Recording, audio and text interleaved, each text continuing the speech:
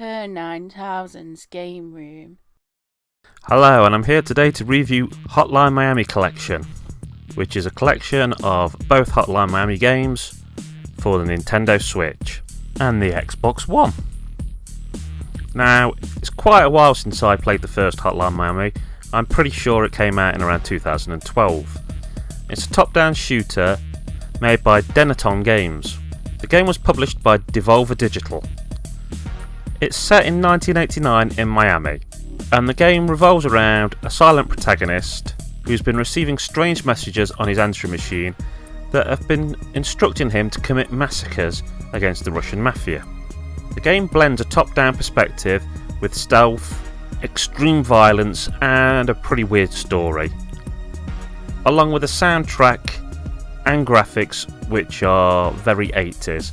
The graphics look very basic at first, but they've got a style to them. Yeah, they don't look technically very advanced, but there's heaps and heaps of attention to detail there.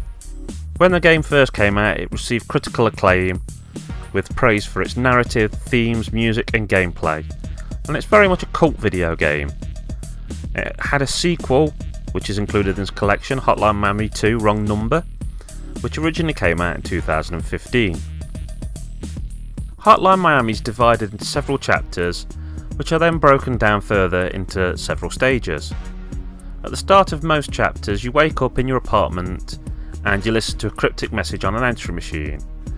They'll tell you to perform a certain task at a certain location, which in every case is basically a euphemism for killing every person in that location. Prior to commencing a mission, you can pick an animal mask to wear.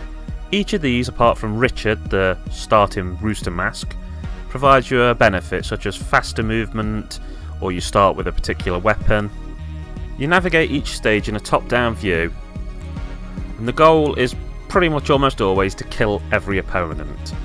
Now, really when you start playing it, it plays out more like a puzzle game. You can only be shot or stabbed once and you're dead. And you'll have to kill up to like 20-30 people sometimes. And you really have to find the best method for doing this. You'll start thinking, well, how do I do this? Well, I'll take this person out slowly and stab them, and then I'll pick the gun up and I'll fire on this room. And you often find that the strategy you've picked isn't good enough. That you'll get rushed and killed, and you'll be scratching your head wondering, well, what could I do? How could I do this? What could I do better? And slowly as you play, you get better and better at it, and you start to analyse the situation you're in, and the best weapon for the best situation, who to kill first, which room to clear out before which other room. It's a really great game when you get into the flow of it, and it has this one more go feeling. You'll run in, you'll die, you'll think, I can do that better, I'll just have one more go. And you can die again, I'll have another go, just one more go, I'll get there. And one more go soon turns into 25 more goes. It's a brilliant game. Originally I played it on the Vita, but I think it's a great little title for the sort of handheld, so it's ideal for the Switch.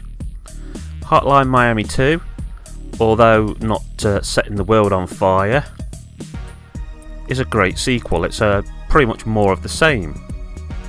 I say sequel, it actually focuses on both the backstory and the aftermath of the previous game's protagonist. All in all, I think these games have a great flavour to them. Yeah, they're very adult and very bloodthirsty, but they've got a great story and just that great pick up and play quality. I'd highly recommend, if you haven't in particular played these games, grab them. They are fantastic, and I think they're a fantastic fit for the Switch. Okay, that's Kerr 9000 signing off, and keep on gaming.